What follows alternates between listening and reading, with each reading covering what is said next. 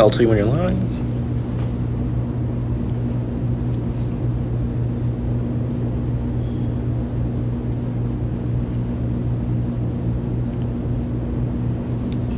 Hello everyone and welcome to another episode of On Location in Edmonton. As always, I am Gabby. Behind the camera we have Harvey. At some point he will be in front of the camera. Don't worry, you'll get to see his anonymous face, I guess, at one point. But enough about us. Today I am very excited to be joined by Wilson and Will of Boa Hare and Van Lock. How are you guys? Good. Yeah, awesome, sweet, excellent. I was super excited to have you both on because there's a ton of lore and questions that I have for you. So it's gonna throw you off a little bit. But first and foremost, love the new place. I know that officially, as of right now, it is not open, but we're getting exclusives. But open soon. But I wanted to guess why Boa Hare, and I had two theories. So hear me out. Theory number one. I'm gonna go with Chinese zodiac. One of you is a snake, and the other is a rabbit, and that's why Boa Hare. And theory number two: boas are nocturnal, and hares are not nocturnal. So, which of the two? And am I even remotely correct on guessing the name of the place? I mean, it's technically both. Oh. Both. Yeah. Okay. Yeah. So I'm the rabbit. Oh. Yes, I'm the year of the snake. Oh my gosh. Well, congratulations. Our year this year. Good job in opening it on. Otherwise, you would have had to wait 12 years. Oh God. That's way too long. Yeah. No, but both of you, I do have to say, many of the folks that we have talked to, many of our friends in the community, have always told me, like, you have to go talk to the Wills and Van Lock. And I was like, okay, sure. And then, like, anytime I would ask, like, have you talked to the boys at Van Lock? Have you talked to the boys at Van Lock? And I'm like, okay, they're on my roster. I swear to God, I'll get them. Like, and then finally, only after 3 seasons of this, I finally have you both here because so many people, especially in the Chinatown community, speak of you both in very high regard. I know that yes, humility, humbleness, but one of the biggest things that they kind of shared with me is how passionate you both are about making not only like businesses happen, but also businesses happen in Chinatown. Can you both kind of share with us, like, I guess I don't want to say why Chinatown, but the question remains, why the passion to have businesses kind of be centered and focused in Chinatown? I guess I can start. So we really wanted to help revitalize Chinatown. I mean, both of us, we grew up here in Chinatown. You know, we took comfort here. We'll touch different times. But we had dim sum here back when we still used like VHS tapes. My dad would rent tapes here for Hong Kong dramas and animes, Chinese. Oh. Grocery shopping, everything. We did everything back then. So it means a lot to me. This. Awesome.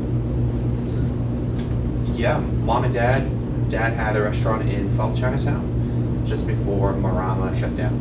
And my dad was a general manager at Marama at one point. And it's barren land right now. And my mom had a travel agency here in North Chinatown. But for me, why Chinatown? I think it's one of the best places in Edmonton with opportunity for young entrepreneurs and businesses, because it truly is a genuine diamond in the rough where there's just so much opportunity. It doesn't look great today, but with the right group of people and skill set, man, it'll be really, really neat. So like even having you come here and check it out, like you've never seen something like this in Chinatown.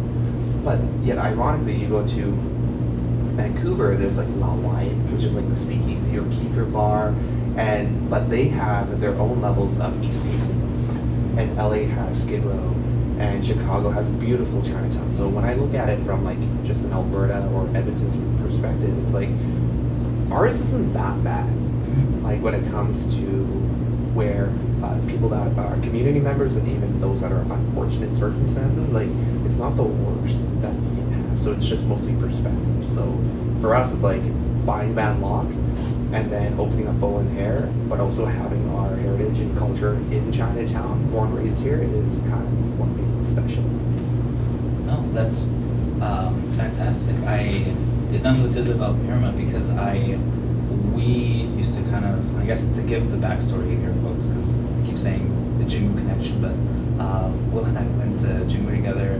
I think we rose up the same ranks. We were very much like training brothers, and then paths diverged, and then I got to like re-meet him again in Van Lock. And one of the places that we frequented a lot, even for like Lunar New Year, Chinese New Year, was Miramar, because we had a banquet there. And boy, oh boy, do I miss that place. It didn't dawn on me how much I miss it until, like you said, I drive by it and it's just like barren. And it's like, man, but like for like years, I want to say almost like 10 years, like that was like a given thing. That in January we were there demoing, line dancing, everything, and then even parading around up and down Chinatown for line dances and everything. And now, you're right, it has changed now. It does feel different, but I'm so happy that you folks are like taking the initiative to kind of attempt to change that perspective and to like bring your businesses here, and like you're pushing to have them like so close to one another within this vicinity. I then have to ask, how did it come to be that you folks kind of took over Van Lock, right? Because it belonged to, from my understanding, family before you, and you both decided once they were kind of wanting to retire, you were going to kind of take it over. How did that kind of come to be, and when did you officially like transition over, and what was that process like to kind of have your first spot and shop? Yeah, so I guess this all started, I want to say in May 2022, around there somewhere.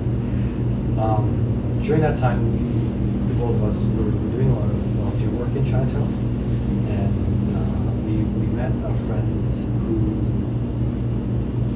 I guess he's also was kind of connected to Chinatown at the time. He found out that Van Lock was either going to close or they're going to sell. So he came up to us and was like, hey, just so you know, like, Van Lock's going to sell and close down. Maybe you guys can do something with that.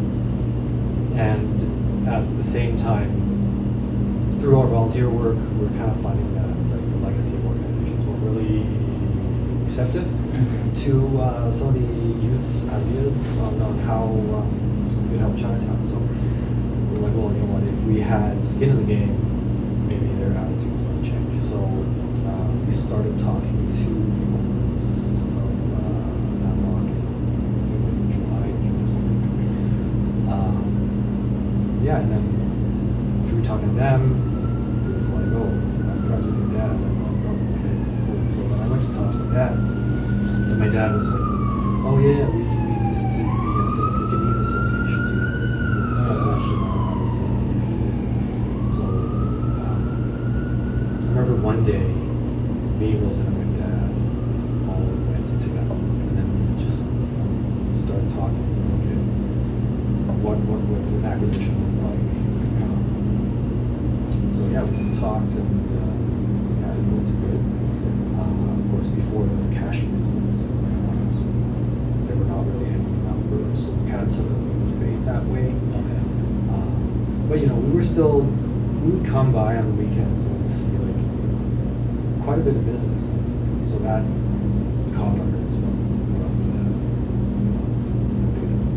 Yeah, no, of course. It must have been quite a leap to be like, so what are sales like? And they're like, You're like, okay, cool, yeah, great. No joke. I literally sat in the corner and had a notebook, and I just checked marked how many people came in and then how many stuffs they bought. Oh my god. And so and we did that every weekend for like 4 weeks, for like a full month. So I just sat there, like chill, hang out, and then more people come in. and that was it. Oh So I my had to do it gosh. super old school style, where you Wow. just sit and you do recon. But that's the beautiful thing about it. Is like that's how you used to do it. I think people think that technology will give you inspiration. It's like, no, man, you just have to like actually do the work, whether it's grinding it out, sitting in the corner and marking people down, or actually doing like your data analysis and your cost benefit and your P&L and stuff like that. That's cool. Or you can just show up to the shop and actually see how many people are on and stuff. So I recommend that. It's pretty funny. Oh my gosh, yeah, that's interesting to, yeah, Forgot 'cause about that. that would be so tough to kind of, yeah, and it must have been quite the, like, did it feel like the leap of faith to, of course, like, jump in? And I also wanted to ask, like, background-wise, were you folks kind of involved in, like, restaurant business and, like, in the service industry? Was it an easy thing to kind of, I won't say easy, because nothing ever is easy, like, to transition into, like, the ownership of the place? I remember waking up one day, I turned 30, and I was like, well, there has to be a bigger purpose to life. Like, actually, I was like, Oh, that's dude, amazing. I'm like, there has to be something different. So Will and I ended up trying something very unique and different. Ironically, we wanted to actually open up a coffee shop first. Oh, wow. So we didn't do the coffee shop. We ended up buying a building instead, like a 20,000 square foot building. And we're like, YOLO! Yeah. And then through the building, we ended up finding the acquisition of Van Lock eventually. So we learned how to do commercial real estate first, and then we did Van Lock. And then now after it's 2025, after 5 years, now we can finally open our coffee shop. Oh my gosh. So it was, we definitely did it the wrong way. 100%. So, but the beautiful thing that you did share with us is like, why the leap of faith?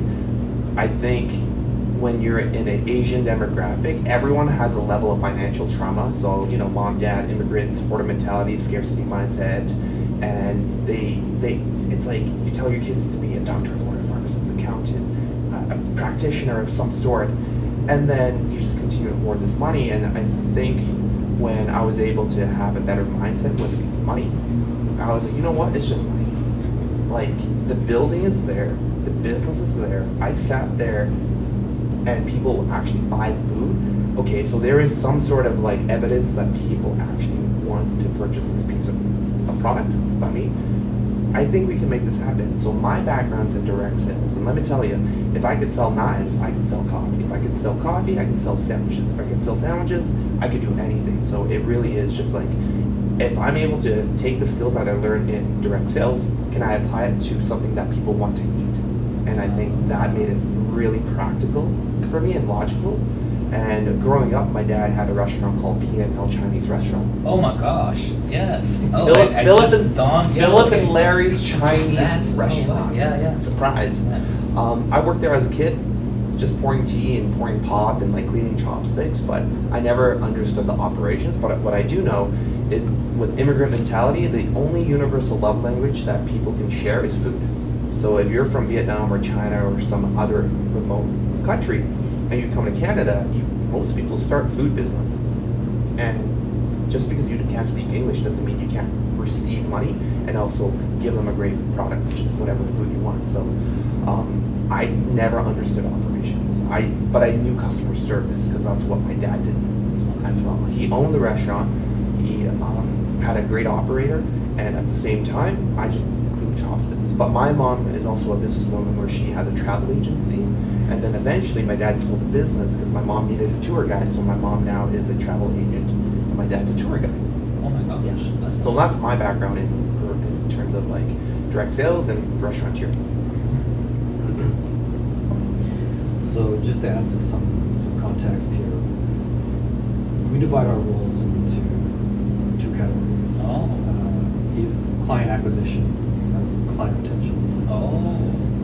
Yeah. And never the two shall meet, or no? I think. Have you guys ever tried to be like, what does this guy do? And or is it like, I'm comfortable here, you're comfortable there? It's more of like we can both do it. It's Yeah. the acknowledgement that if I'm doing retention work, I'm not doing what we agreed upon. So it makes it much easier. If Will's doing acquisition, then I'm not doing what I'm supposed to be doing. So that's kind of where like our business boundary is. It's like you must retain and I must acquire. So there has I'm just a human click one. Come talk to Wilson, and then Will will feed you and make sure everything's taken care of. Ah, no, that's So yeah. It's awesome to see kind of like you both divvy like I'm gonna do this, I'm gonna do that, and both you kind of take care of it, and it from the energy you both give off, it seems to be working. I certainly like see a great partnership here. Will, did you have any thoughts? You're gonna kind of go into the background before I interrupted you with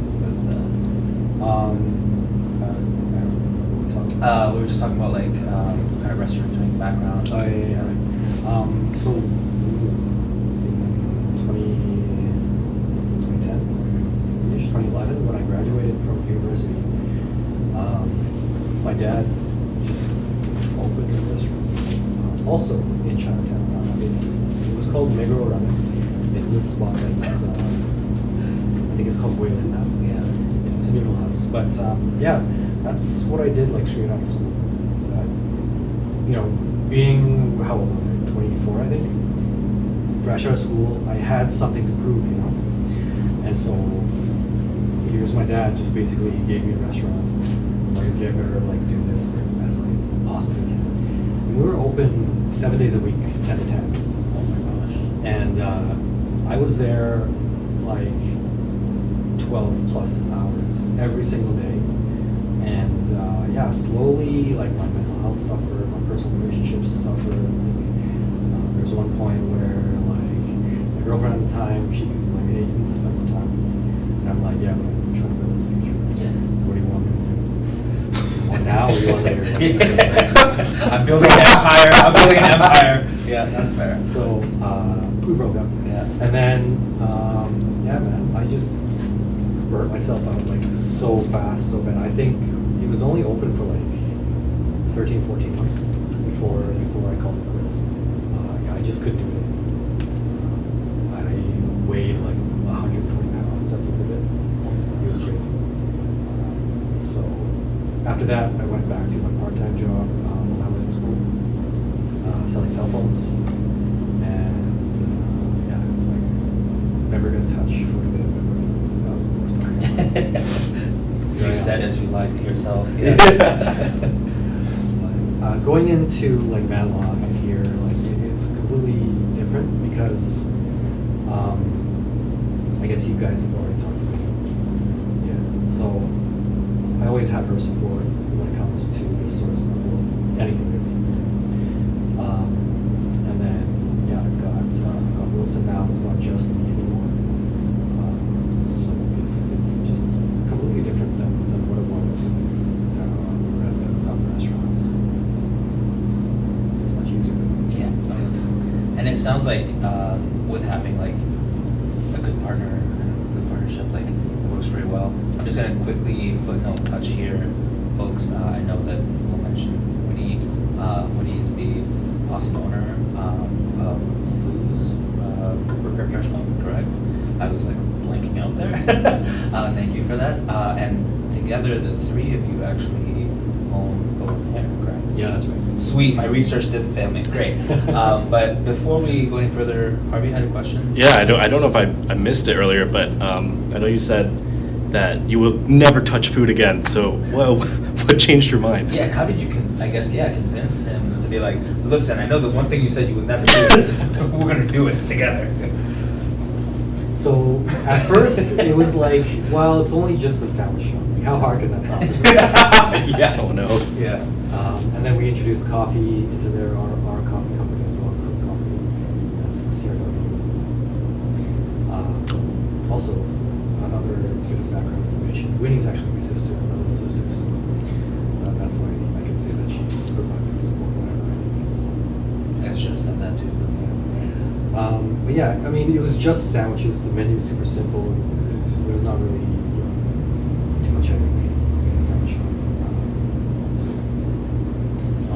that's what kind of like made it easier for me to kind of break my own promise, I guess you would say.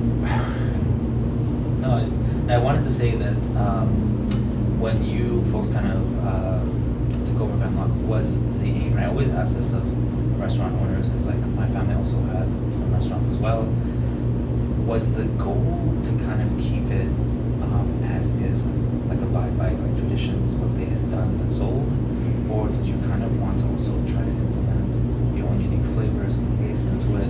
And how do you find like that perfect balance of like honoring what was and welcoming what will be? Yeah, so when we first had the idea to acquire Vanlog, like, there were a list of changes that were like super easy that we were 100% going to do. So Cards, first of all, it was cards. exactly, cards. Yeah. And then just being in Vietnam, you kind of see how the food culture is there, and we wanted to implement some of the flavors because like the previous owners, this Van Log was like their full-time job. They had the place. They operated like almost 365 days a year. Oh my gosh. They almost had no breaks. So I guess their version of Van Log was like Vietnam from before we came to Canada. Oh wow. But Work-life balance doesn't exist. Yeah. no, you just grind. Yeah. Yeah. So we tried a couple of different bubbies back in Vietnam. We thought to bring those here. We also had, I guess, fusion food with our single bubby. Yeah. The single bubby. We added whole belly bubby, which is one of the things that we're trying to get really hit here. So it's, I don't know, to answer your question, I guess it's new, but still traditional. Still cute. Still authentic, not traditional. And then a follow-up, because I know this from the kind of like Lebanese end of things, is very often when folks try to kind of like, hey, this is how we've done this for centuries, if not millennia, I'm going to try to incorporate this, I'm going to do that. The very first, I guess, haters of it are always the folks kind of in the community that are like, that's not how you make blank or blank. Yeah. You don't add blank or blank. Did you find that there was some resistance, or folks kind of like open to do it, or were they like, you should just go back to how it was? What was that like? I'm actually a very pragmatic optimist, where the biggest compliment we got back was when the original aunties and uncles come back to buy our subs. Oh, awesome. So that's actually what I focus on. I think there's always going to be years of highs and lows in all food businesses, but I think the only thing you can focus on is retention. And if we give exceptional product, even though auntie and uncle might not have their friend or familiarity, but the familiarity isn't my face or Will's face, it's always been the banh mi. If they come back and they return, that means we did the right thing. Like, sure, we actually cut almost like a third of the menu just to make it as simple as possible. I love business. I'm a big nerd of business, and I love the Chick-fil-A model where do it right, really, really well. People will just come back to the same thing in familiarity. And I borrow that like a buffet where I take what I want, leave what I don't want. And I'm like, okay, can we apply that to Van Log where, okay, number one is the bestseller. 2, 3, 4 is essentially the same thing as number one, just separate. And then what else is really good? And can we cut half the other menu? And that's exactly what we did. We used to have Jell-O, and then we used to have like other desserts. And I was like, okay, the margins there don't actually sustain the business. Cut everything out and then reintroduce it back later. So it was more strategic on, okay, do what works really, really well. What actually built the business? It's like the coffee didn't build the business, the dessert didn't build the business, the number one built the business. So let's just focus in on the number one. And the cool thing is we added 2 things. Credit card and Instagram. Oh, and that was it. Yeah. So we cut out half a third of the menu, and we added IG and we added credit card. Ease, simplicity, that's what we wanted to do. That's great. Yeah. Yeah, I had a question. So with all the wisdom you have gained over the years and where you guys are now, is there anything you would have done differently now that you think about it? Or do you think that's like, it's made you who you are, so those mistakes were necessary? That's great question. Would I do anything differently? Nah, man, I'm having fun. Like, I think it should be challenging. I think it is a very blue ocean strategy of acquiring Chinatown businesses and really showcasing what younger generation is capable of. Like the fact that we have global reach in terms of Instagram. Sure, that's North America, that's Canada, but if you have people coming to visit the country and visit the city and they're like, oh cool, I want to have a banh mi because I'm from a certain location, they're going to test you, they're going to trial it. And I think that's never been done in the 80s, the 70s, the 60s, the 50s. So like, let's be real, we're in 2025. Like this is the best way to actually trial and error. And I think a lot of people are afraid of failing because it's exposed now. You're globally exposed because whatever you post on social is real. Perceived reality, but at the end of the day, just come visit the shop and eat it. If you like it, great. If you don't, great. If you have someone that you enjoy supporting, great. Vote with your dollars. Like, I'm not gonna get butthurt over that aspect of it. So like, but at the end of the day, like I've been on my soapbox, like come to Chinatown, awesome opportunity, yet no one else is really participating yet, right? It's the power of yet. So would I change it? I would, because we're kind of the first ones to be the change. So yeah. Is it gonna be ditto? It's free now. Yeah, no, he's just giving me markers for things. I was going to ask, like, kind of different than Harvey's question, is if you folks had kind of young entrepreneurs approach you because they're like, oh my gosh, I love you're doing everything, what is one piece of kind of wisdom you would impart on them to kind of help them along the journey? Yeah, that's right. It's everyone says it's just do it. Oh. Like stop dreaming about it. Just do it. Gabby and I are just throwing Yeah. some Nike, HBO yeah. questions out there Nike's today. logo here. No, I mean, systematically, again, like I am a big dreamer myself, but what makes it a dream is actually the fact that I apply action to it and it becomes a goal. So at Van Lock, at Boa Hare, and in my circle of influence and friend groups, I genuinely tell them to write down 100 goals, dreams, and aspiration. It's like 100 minimum. And it's a real thing. It's a real Okay. thing. So if you like talk to other community members in Chinatown and you ask, hey, have you done Wilson's 100? They're like, oh man, it's tougher. It's like, oh yeah, I already did it. Like it's a real thing, by the way. But in terms of like the mentorship side, it shouldn't be a one and done thing. It's a lifetime of learning and curiosity, and that's what I really want to share and promote. Is like, if you come to Boa Hare or you come to Van Lock or you talk to Will or myself, like you get free mentorship. I don't need to sell you a course. I don't want to sell you a course. Just come, hang out with us, look at the people that we're surrounded by, and then see if you can be a little bit more curious, have a little bit more courage, and ask the right questions. Because the quality of your question also dictates the quality of the answer that you get back. So when I look at it, it's like words of wisdom would be like, have courage and seek help, right? And seek mentorship and ask great questions. And if you can't find great questions, you can just use ChatGPT. AI, baby, AI. Sorry. One more question. Yeah. So that step from ideas to taking action, most people might find that there's like a little wall there to just take that first step. What do you recommend? Like, what is your, I guess, how do you get over that hump? Yeah, so this is a beautiful way to showcase why 100 goals and dreams. So when you write down 100 goals and dreams, many of the goals and dreams, especially everyone in our age group, similarly in Edmonton, retire mom and dad, have the house, have the car, have the dog, have the white picket fence, right? So when you go beyond your first 30 goals, it's very selfish. It's about me, me, me, me, me. Then you go into your next 30, which is experiences, and then your next 40 is kind of the tough ones. It's like, who do you want to become? Why? Who, what, why? And those micro successes that you get from those goals, as small as you write them down, because you're like, oh my God, Wilson told me to do 100.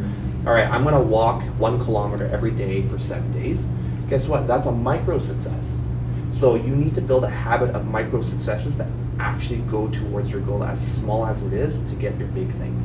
So if you can't promise yourself and execute the thing that you promised yourself, because I didn't hold a gun to your head and say like, hey, write down this goal that you actually want, then you're not doing a disservice to me, you're doing a disservice to yourself. So like, if it's as small as taking a walk, or as small as talking to somebody, or asking for mentorship, like that's a great goal. And here's the beautiful part about it. It's 99 now, right? Because you accomplished it, you have to add one more. So the progression of minimum 100 always is because when you hit this next level, then you have to, well, have a new goal to hit the next level and the next level. So it's ever changing. So that's the way I look at it when it comes to like having a thoughtful, pragmatic way of goal setting and taking action. That's the answers. Wow. Yeah. So impressive. I was blown away. I wanted to touch on something that you both kind of shared. Is that you've kind of slowly like you touched on like the soul acquisition, like Venlock, Boa Hare. Is there in your folks' mind? Because I know that we had talked to Salish, who you folks probably know. I loved like kind of when she shared. She was like, for the folks who don't know, like she's the owner corner with the next act. Me, like they kind of began to slowly acquire that entire corner of white. Now it's like up to 5 or 6 spots. Like, and to me, like when she was sharing it, she was like so happy. Well, because we love this place, we want people to come here. So if no one will come here, we'll do it and we'll run. And I'm like, how are you running 6 places? So do you folks, given like the no worries about bureaucracy, the red tape, everything that goes into it, would you be open to kind of slowly, piece by piece, like doing 3, 4, 5, 6 kind of? Are you validating me to buy all of Chinatown? Yes, I am. Yes. Yes. To do Gabby pretty approved, Chinatown. baby. That's right. Yeah. That's Yes. all the city council needs. I want all of Chinatown then. Perfect. Yeah, in terms of running more than one place, I mean, we kind of technically already do. You know, we've got our coffee company, we've got our warehouses, and then that lot here, our various other side projects. So we kind of have a lot on our plates already. Is it a lot? Yeah, I guess, but what else am I going to do all day? Oh, I like it. Oh, this is very interesting. It's been very eye-opening to hear, like, you know, like I will say it because so many times, like the joy of kind of doing this is we get to talk to like business owners, and to a degree, they all come around the same thing of like, I just wanted to do it, man. I just wanted to like sell this. I just wanted to push this. I just like, no one was doing this, or like I saw a need for this, and I just like took it a step, and thankfully like success, and you know, because it can go right other ends, and we got to kind of experience that like with like the pandemic and various shifts and everything. But like it's always nice to kind of hear from the owners and the faces behind the thing, like, hey, it's a grind, hey, it's hard work, hey, like you said, there was no, you know, credit card system or to monitor sales. It's like, so I became the monitoring system to make it happen, right? And many a times, like, I just think back to like what my grandpa used to say is like, hey, if there's a fire and you want to put it out, and no one's coming to put it out, guess who becomes the firefighter right then and there? Not promoting that you become a firefighter, like, just like that, like go through the proper. But he would always say to me like, you know, if there's that need and no one's taking care of it and no one's making it happen, and you see it and you're like, oh, like what's stopping you from kind of taking that bucket and putting out the fire yourself? That's beautiful, dude. Right? And I always was like, oh, grandpa, like there's firefighters for that. Like, but as I grow up, right, I'm just like, no, he's right, because so many things like Harv and I, we wanted to do kind of like the film facet of everything. We're like, we don't see like people doing this particular thing in film. Then when we began to do it, and this is going to tie into my question, we kind of also felt like, should we do it? And then like we had, of course, imposter syndrome, where we're like, what do we know about anything? And do we know things? And I guess like people keep giving us job and work, but does that make us the professionals in our field? And at what point can we say like it was very hard for us to break from like the idea of like, no, we're still new, like we're still going out, to like, we're professionals, this is what we do for a living. So have you guys kind of faced that? And then if you have, or you've overcome it, or you're still overcoming it, how do you kind of overcome, like, am I the right person for the job? The imposter syndrome, you know? Yeah, I mean, when we first took over Van Lock and started operating it, yeah, I had that a lot. I would be like, just chilling. Like, what am I doing right now? Why did I leave my corporate job and get paid as much as I did to come and make sandwiches? But the community kind of grew on me and listened. And then it kind of came with a sense of purpose, I guess you would say. And then it was just kind of like a shift in perspective for me anyway. It was like, I have staff now, and then they would come up to me and ask me things. It's like, I guess I'm the one. I'm the guy, yeah. I'm the dude. Yeah. And then, you know, after the staff, it was like community members who were coming up to me and asking me things. This is happening now. It just kind of is happening. So do you still feel as kind of like, what am I doing? Like, or has it kind of like slowly phased out as the longer you've been in it? I'm happy to tell you it does go away. Oh yes, that's all I wanted to hear. Rap no Yep. kidding. Yeah. But no, like yeah, it's a tough thing because I always kind of, it's one of the first things that, like, okay, after you've taken steps and things happen, many a times, it's, I feel like what limits folks from, like, you said, like, the optimism, right? Because they're like, well, I don't know if I'm good enough. I don't know if I should say this. I don't know, like, even having, like, one of the hardest things, like, I always tell people, like, oh, having business cards, like, I don't know what I want to put on it. I'm like, well, put what you do. And like, yeah, but like, I'm not a, like, subject matter expert because I don't feel confident to say I am, like, store owner, I am CEO, I am, you know. But with time, you kind of, you get that comfort. Anything to share? Or? I think we have like a text message with each other. Will's like, I have imposter syndrome. And I was like, no, you don't. Here's why. You put so much blood, sweat, and tears and effort and energy into the work to make Van Lock happen. Why would you ever disrespect yourself for that? Like, when you and Harvey started this, like, why would you actually highlight the grind and say, oh, I didn't actually work hard to get to where I'm at today? Because people are actually either paying for your services, using you for their services, and they want you. It's like, so in my head, it's like, I never had imposter syndrome because it's supposed to be where I'm supposed to be today. So if I need to figure out like the revenue model and we're making so much money, I'm not gonna be like, I have imposter syndrome now because I have too much. Do you know how crazy, like how silly that sounds?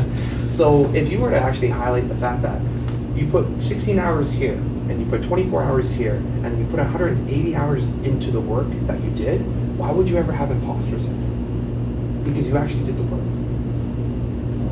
You actually did the work. So if you actually acknowledge the work that you did, why would you ever have imposter syndrome? So for me, I started in direct sales when I was 17, 18, and I'm still in it right now for 17 years.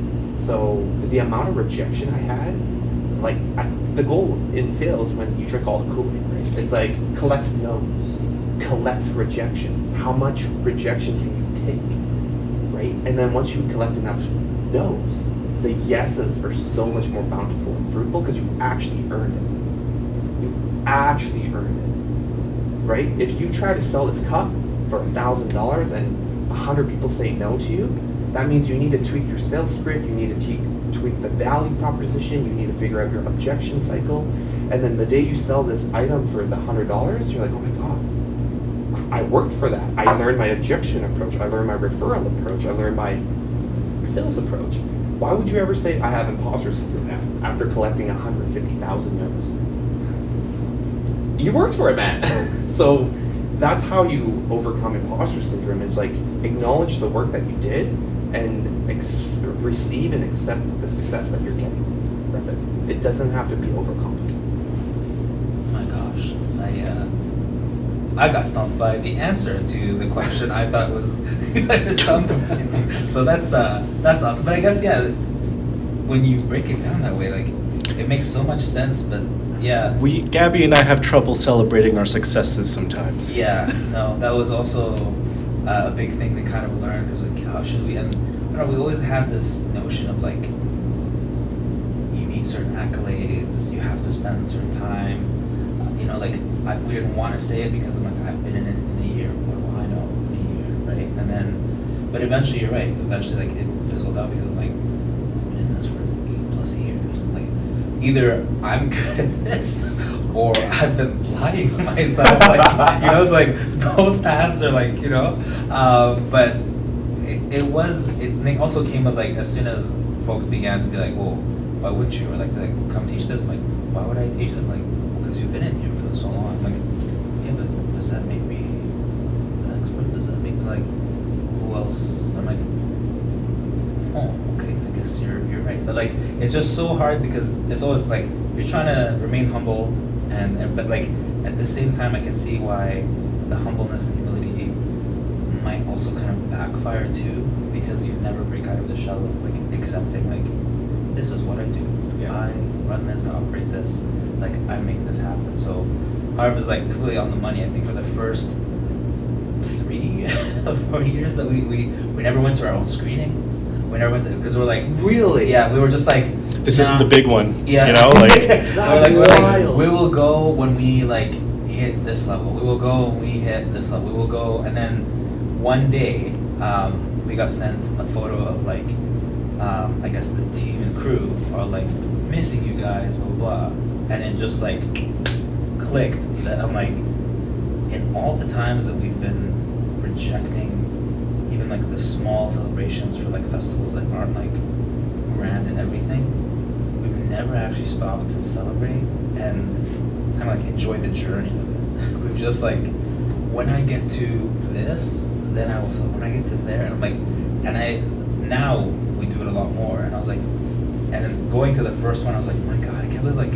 I was missing out on this because I kept telling myself, no celebrations, no like, you know, like, and I just I don't know, didn't want to have the ego take over. Didn't want like, but in the process, like yeah, just seeing that photo, I was like, we missed out on, you know, like, and they're here to celebrate like all of us together, and here we are, like, you celebrate, you enjoy, we worked hard, we're just gonna go on to the next one, and yeah, never like enjoyed the process. So yeah, it's an odd thing. It happens a lot in the arts, I feel like, but I feel like in a way it makes it more draining. yeah, Right?